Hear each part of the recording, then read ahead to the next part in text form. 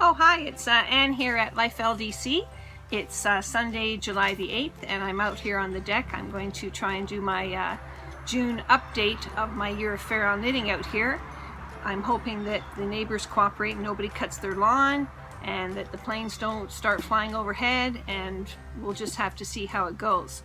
So I hope you get a nice cup of tea or a cool drink. It's actually the sun, heat wave here is broken. I know you guys in the UK are still suffering, and a lot of places in the US get intense heat this time of year. So get a drink of choice, and I hope you join me for a little knit chat. I've got a few things to talk about here today. No demonstration, but a few things to chat about, so join me. Got my notes. I have no finished objects to talk about this month.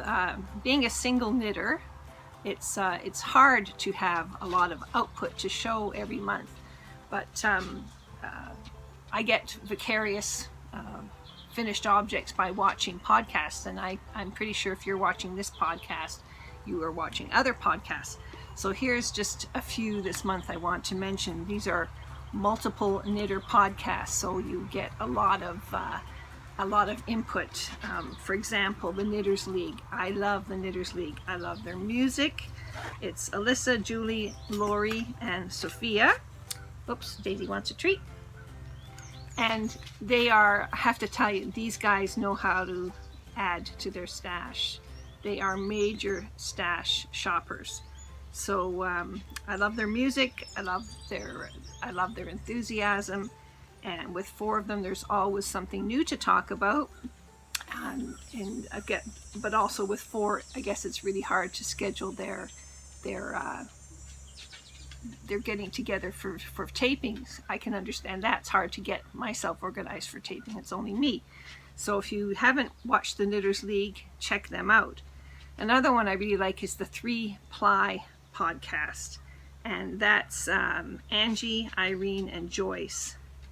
These guys know how to shop too. When you watch their opening little blurb, you can see how good they are about shopping. One of them actually seems to own a yarn store, but that doesn't stop them from shopping other places. So check them out if you like to see a little bit of interaction there.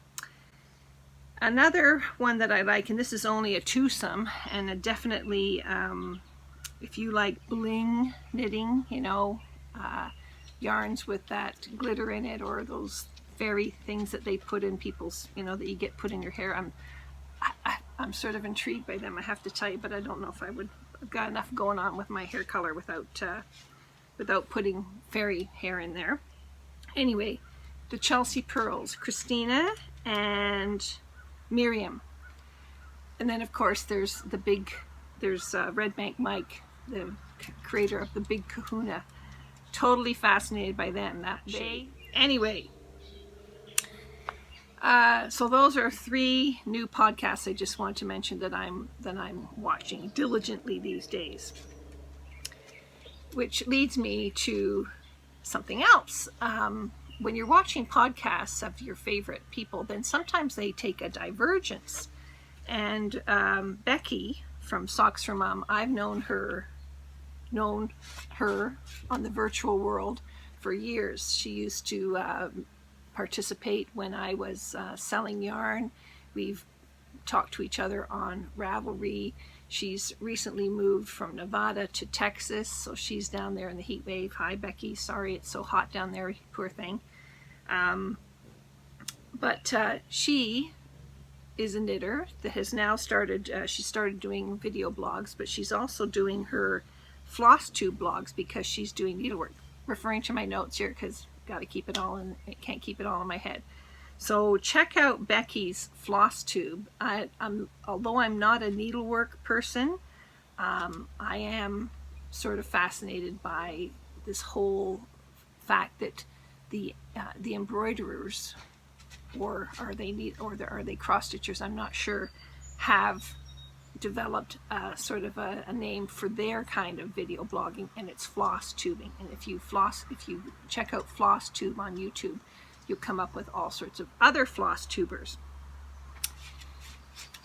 So as a knitter, I've noticed that we don't stick to one thing, and so some people do embroidery, and some people dye yarn, and some people whatever. And I have recently taken up again watercolor. I tried a couple of years ago to get serious about watercolor, and I just couldn't get it. I'm too impatient to wait for, you know, hours in between layers and coating thing, you know, putting another new layer on and going light and working darker and darker and darker and trying to make things realistic.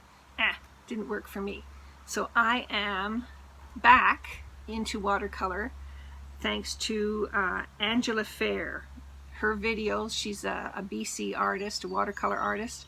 She works really loose, she works really fast, and I'm following sort of her example and doing some exercises every morning, giving myself a big sheet of watercolor paper, dividing it in 4 and going for it, picking a subject and coming up with 4 different versions of the same subject. And I'll be inserting in here a little clip of what I've been doing. So you'll see that more in future vlogs, because I think it's really good to empty your mind and get away from what you're always, the same things that you're always focusing about. And of course with me, that's knitting, in particular Fara, which is, you know, intense chart looking knitting away, so you're not just sitting relaxed. Well, actually you should be sitting relaxed, but I do find it's quite intense. I'm looking at the chart, I'm looking at my knitting, I'm trying not to make mistakes. So current projects. So speaking of current projects, here is my Musa piece. This is the back. It's quite big, as you can see, because I put in a full repeat. So from, it should have ended here, and I've put this much more in because I felt that for me it was a little too short, and so I've added a complete extra piece. And it has shoulder shaping, and I really wanted to try and replicate the shoulder shaping that Marie did. Again, I'll put a little insert here because I really do like the way it looks, and so I'm making sure that I get the same sort of effect on the shoulders. But I have to tell you, I was, each of these repeats, these ones are quite small, these little Peeries, they're quite small. This is a bigger repeat, you know, but this is a big piece of, wide piece of knitting because it's quite oversized. I thought, oh, I'm an experienced feral knitter, I don't need to put markers in, I don't need to change up markers in between, you know, each repeat, to each motif and all this kind of stuff. Excuse me. I have to tell you, whether it was my ego or the fact that I was watching that MHZ subtitled movies a lot in the evenings, I've done a lot of frogging on this piece. So I have decided to get out my, I looked into my collection of knitting markers, and I found these ones. I love these, and I think they look rather nice with my piece of work here. In particular, they look good with this motif. And you know, as knitters, we like our knit bling to match our knitting. So I'm going to be using these, and I have to give credit to Val here in Milton. She doesn't do these anymore, but she made these up for me back probably 9 years ago. Can't remember, it's been a long time. Val's into English paper piecing quilting, where you cut everything out tiny pieces and you sew them together by hand. I'll put a link to Val's Instagram down below so you can see what she's up to. So I'm going to be using these on the front piece because I'm hoping to get the front piece done. Let me see, it's already the first week in July.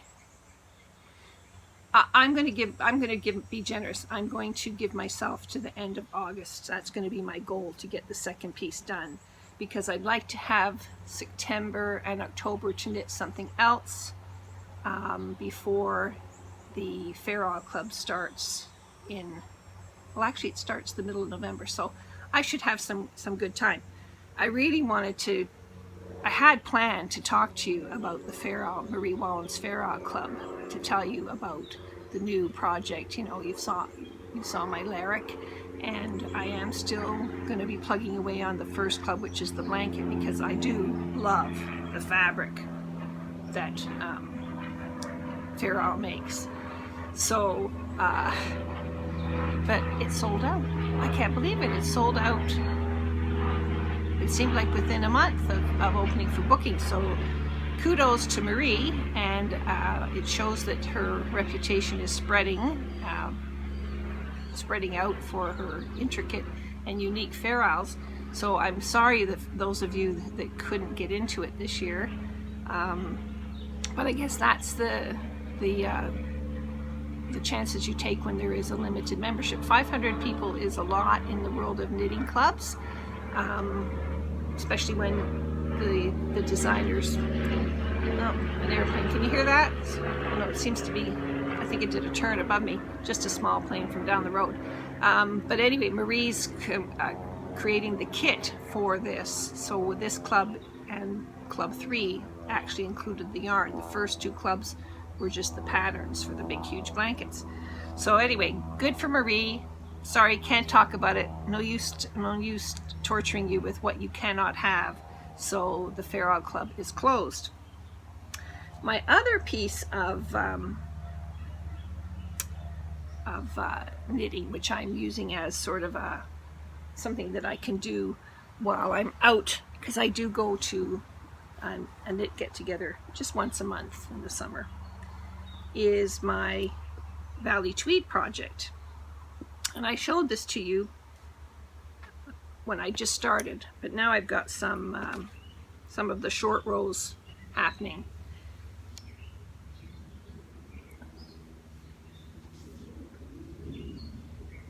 And I love the way this is going to work out. So one end is going to be very narrow, and the other end is going to be very long. And I would say, am I finished? I'm not sure. Am I finished a full repeat of this yet? Let me check in my little field notes book here. Yes, I've done one repeat, and I believe it's 4 repeats. I've got all my little rows marked here, and I know if I have to go over and do a short row, I've got that marked. I check it off each time. The colors change, A, B, and C. I did mess that up once and have to rip back on this. So I'm hoping that this will, well, there's no goal for this one. This is just to get myself a beautiful scarf for the winter. I love the colors. It'll go with my coats. I've got a brown coat, and I actually have a cream coat that's got a little touch of blue trim, so this will go for that also. So those are my 2 current projects, and I haven't cast on anything new yet because I'm trying to be good, okay? It's a struggle, but somebody has to do it, right? In my May update, I talked to you about the Rowan subscriber service, and I offered one of my Canadian viewers a chance to win this duplicate magazine 63 subscriber copy. So I did the random comment picker on the internet on my last YouTube, and it's Emily from BC. So I'll be in touch, Emily, and I'll be sending this magazine 63 subscriber copy to you. So I know I have encouraged a couple of you to either join or rejoin the Rowan subscription service, and I did renew mine last month. And if you had renewed like me, I'm just reaching down here, you would have received something like this in the mail.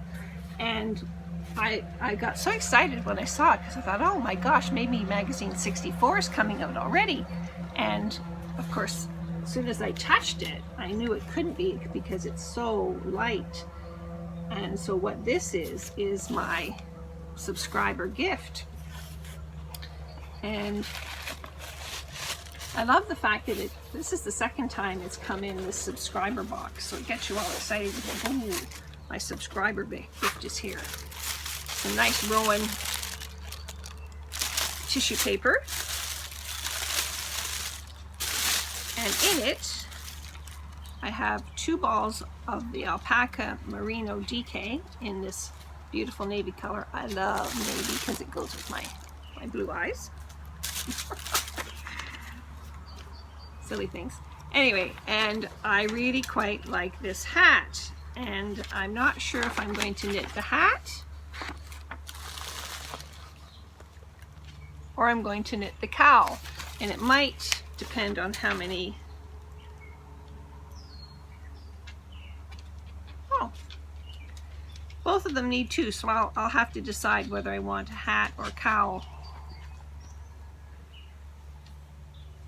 Maybe I can find 2 more balls of it somewhere and make them both. So that is my subscriber gift, and I think that's a pretty nice gift, don't you? So if you have subscribed for 64, you should be getting your subscriber gifts. If you haven't subscribed for 64, I mentioned this before and I'm going to mention it again. Magazine 64 is a big deal for Rowan. This is, Rowan was established, I just have to have this little card here, established in 1978. So that means this is Rowan's 40th year, and if you know your anniversaries, you know what 40 means. So look at the Rowan website. They have got a countdown, 25, 24, how many days to August the 1st. That is the sorry, I'll get this over with. That is the countdown to the release of the new autumn-winter collection. Which brings me to a subject that I wanted to talk to you about, the Rowan Ambassador program. 5 years ago, I was very fortunate to be chosen to be one of the Rowan Ambassador knitters selected from around the world. And few of us have left the program. Some are not very active, but we're still there. And I just wanted to clarify something. With the new privacy and advertising rules that are happening in Europe, and I see it happening, it always was sort of going on also in the US. Canada wasn't very clear, but anyway, the Rowan Ambassador group, we had a little discussion about this. How forthcoming did we have to be about the fact that we were Rowan Ambassadors? Being a Rowan Ambassador is because we are Rowan super fans. We applied because we love Rowan. We wanted to promote Rowan, and we are social media people. We like social media. So being chosen means that Rowan sends us each season the new, well, it depends. Some of us choose to have everything sent to us. Others just pick and choose a couple of things and talk about it.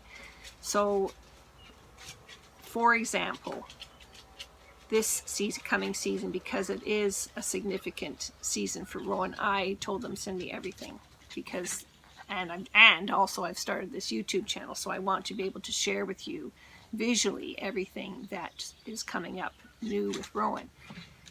They do not tell me what to say. That's my opinion. My opinions are what I present here. So if I like something, I'll tell you I like something. If I don't like something, I will tell you I don't like something. Do they pay me? Well, yeah, they send me free yarn, sample balls of things, so that's payment in kind. But also, if I say, hey, I really like something, and I'd love to do whatever, they might send me the yarn. For example, this yarn, this is Rowan linen. After I checked out, Daisy's being a little wiggle here. Come on, Daisy. After I tried the sample of it, I loved it. I love the way it drapes.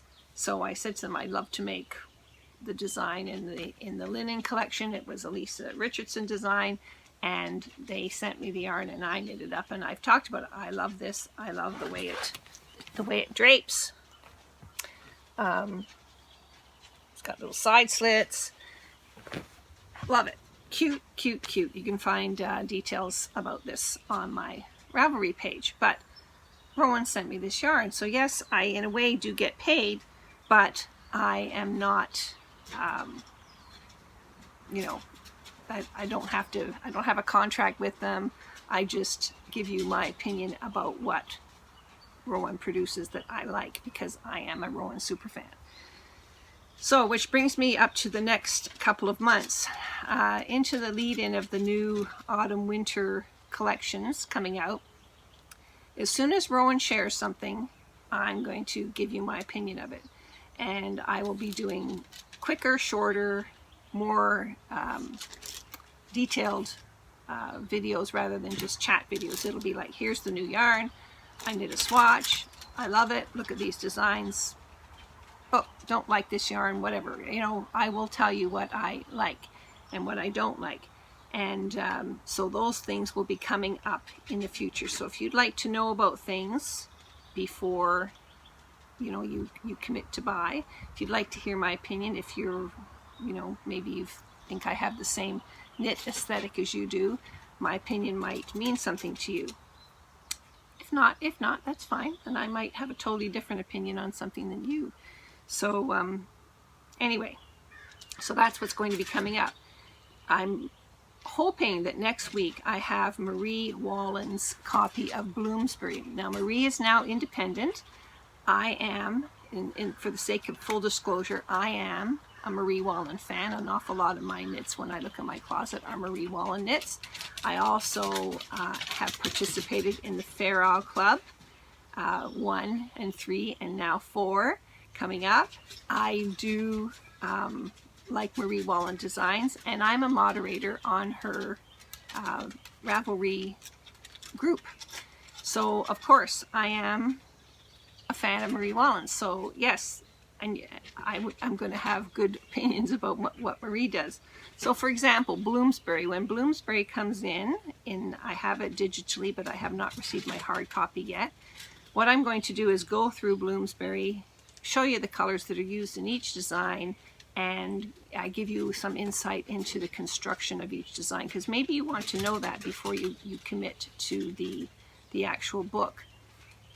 Marie started doing something, her older books, she's releasing the patterns as individual patterns. So if you're not a collector of books, or maybe you know that you're only going to want one pattern out of a whole collection, you might choose to wait. After all, most knitters, we have lots and lots of projects either on our needles or in our stash.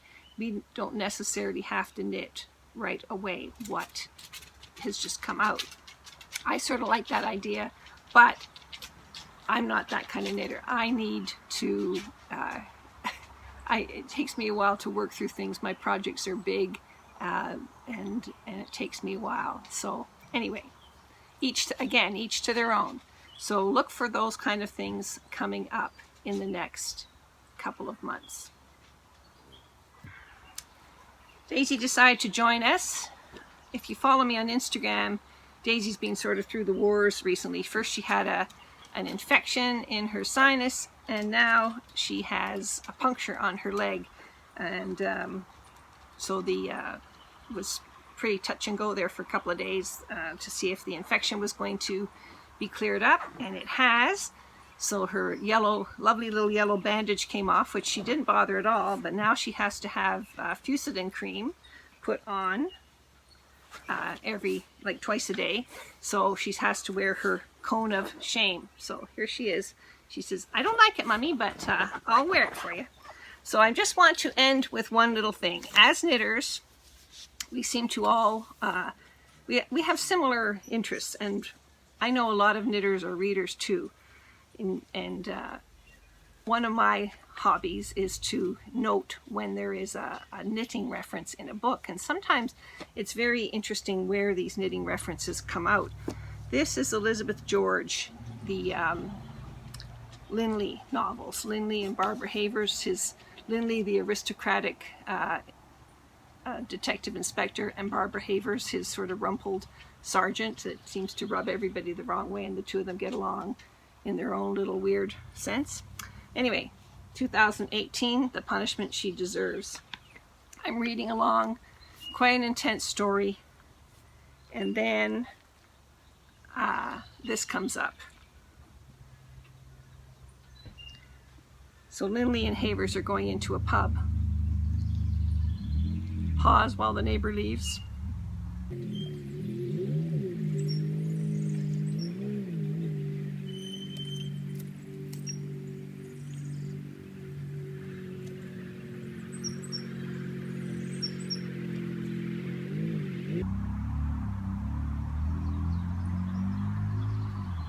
Okay, so the neighbor has driven out of their driveway, so let's try this again. So Lindley and Havers are in the middle of an investigation. Highly recommend this series, love this book. And this is, I'm reading along, and this is what I find. So they're entering a pub to have lunch. It goes, the pub, they discovered, was not only the local watering hole, but also a gathering spot for an ambitious male knitting group that appeared to be taking instruction from a pensioner who looked as if he'd spent most of his life on the sea, so weathered was his skin. They seemed to be working all on the same kind of project. This could have been an extremely long sock or a rather short scarf. It was difficult to tell, although the colors chosen by the knitters suggested something of a military nature. Their lesson was accompanied by a good amount of libation. It appeared to be adding a great deal to their enjoyment, if the noise was anything to go by. So I've marked that because I love these little random knitting references, and totally unexpected in a very sort of deep, dark, and disturbing detective story. So I think that's it for today. Oh, shout out to Irina. Irina mentioned she's been commenting on my my videos, and I told her, just, you know, if you want to knit Fara, just cast on and get going. And she's just commented that yes, she did. She cast on. She was going to do a sample, like a little swatch, and she ended up making a hat. And I'm going to ask her if I can put a picture of her hat here, because she did a great job for her first Fara. So that's what I'm trying to say to you guys. It's not scary. Just cast on and give it a go. So there's no demonstration this month. Just too hot, too busy, no time for a demonstration. But I did want to check in with you to say hello and tell you that everything's still chugging along here at Life LDC. That's Life with Lackey and Daisy. And that's all for me today. So take care. Bye from me here in Milton, Ontario.